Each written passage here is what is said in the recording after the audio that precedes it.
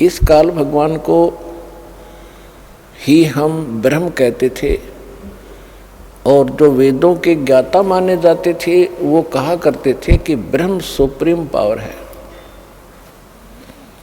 ब्रह्म से ऊपर कोई परमात्मा नहीं है। ब्रह्म कहाँ रहता है? वो ब्रह्म लोक में रहता है।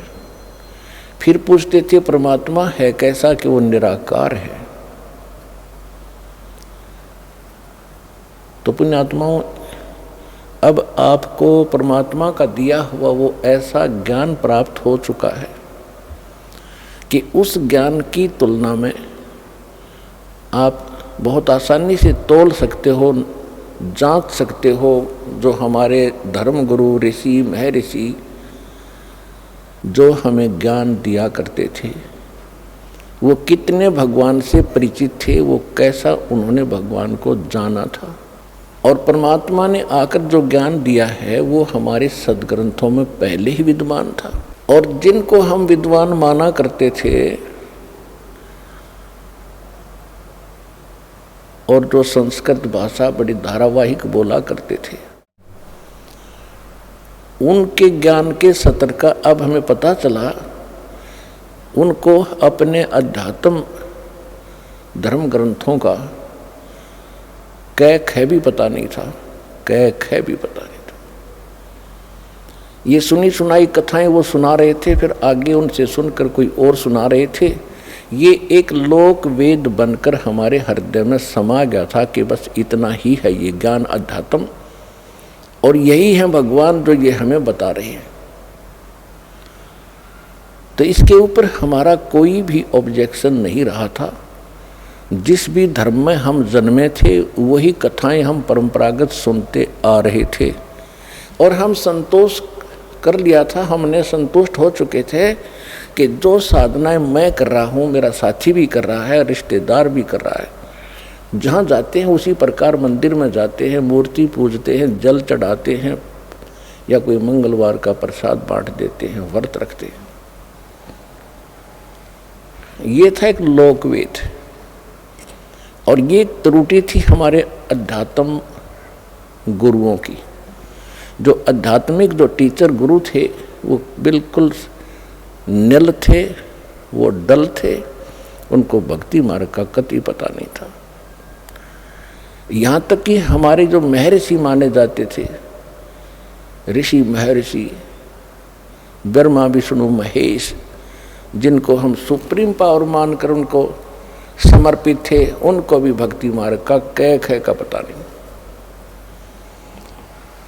पुण्यात्माओं, अगर ये शब्द जो दास आज बोल रहा है, यदि ये शब्द 50 वर्ष पहले भी बोले जाते तो कोई सुनता नहीं, कोई सत्संग में आता नहीं, और विरोध और करते, गालियां देते कि सिरफरा बैठा है बरवाले में, पता नहीं क्या बकवास से घट रहा है।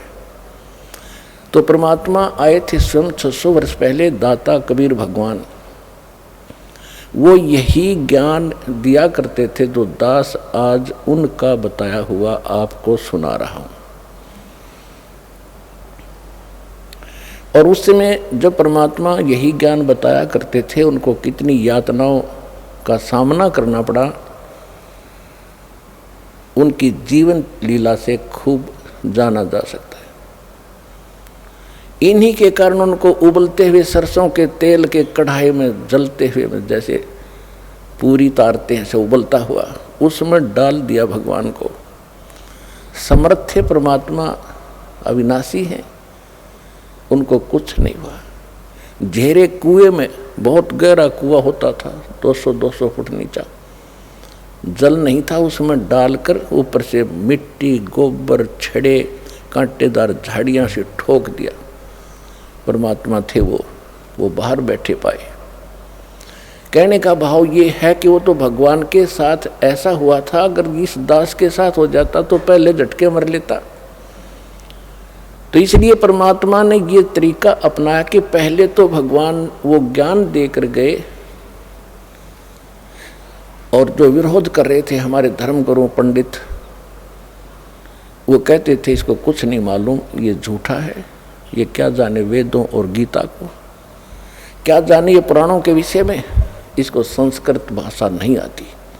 तो ये हमारे हृदय में घर कर गई ये बात उनकी कि कबीर जी अशिक्षित हैं और हमारे धर्म गुरु काशी विद्यापीठ से ये पढ़े हुए हैं और हमारे सदग्रंथ भी संस्कृत भाषा के अंदर ही लिपिबद्ध थे। तो जिस कारण से हमें अपने उस नकली धर्म गुरुओं पर अविश्वास नहीं हुआ कि ये झूठ बोल रहे हैं कि कबीर जी गलत ज्ञान दे रहे हैं।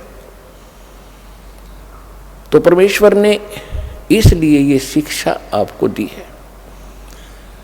आपको अभी तो शिक्षा का जो उद्देश्य है यही मान रखा है कि ज़्यादा से ज़्यादा कमाई करूं, धन जोड़ूं, कोठी बनाऊं और कार लूं, अपना बेटा बेटी को पढ़ाऊं, ये उच्च अधिकारी लगें, घनी माया जोड़ें।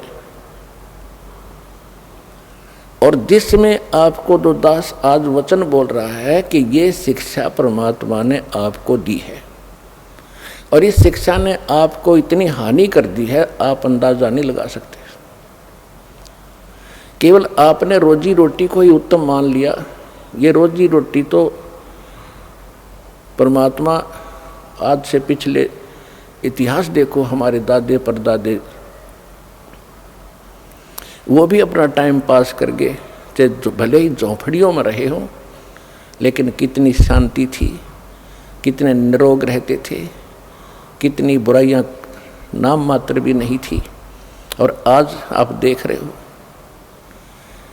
जहाँ इस माया का प्रवेश हो जाता है वहाँ जीव चैन से नहीं रह सकता, रात और दिन दुखी रहता है। तो इस आग में परमात्मा ने 3 युग तक हमें जलने नहीं दिया।